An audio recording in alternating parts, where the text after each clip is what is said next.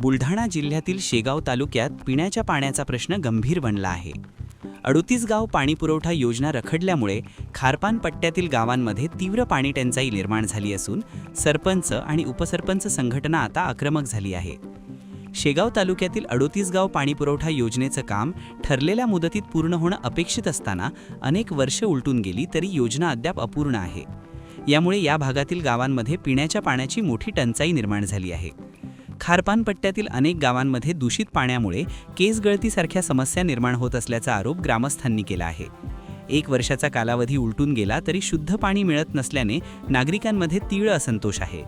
या परिस्थितीला कंटाळून सरपंच व उपसरपंच संघटनेच्या वतीने सोमवारी शेगाव तहसील कार्यालयासमोर 1 दिवसीय धरणे आंदोलन करण्यात आलं। प्रशासनाने तात्काळ पिण्याच्या पाण्याची व्यवस्था करावी, अन्यथा येणाऱ्या जिल्हा परिषद आणि पंचायत समिती निवडणुकांवर बहिष्कार घालण्याचा इशारा यावेळी देण्यात आला। गावकऱ्यांचा संताप वाढत असताना प्रशासन यावर काय उपाययोजना करतं याकडे आता सर्वांचं लक्ष लागलं आहे।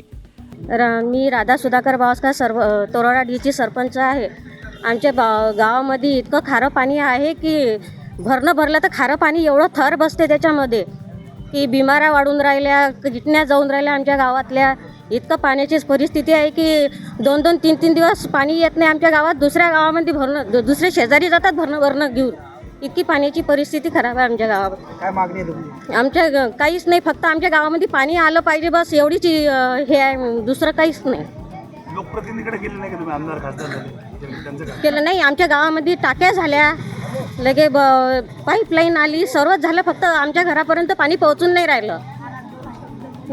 फक्त एवढंच आहे की आमच्या गावामध्ये पाणी आलं पाहिजे बस, एवढीच इच्छा आहे, दुसरं काहीच नाही। आमच्या गावामध्ये बिमाऱ्या किडण्या खूप जायची हे आहे।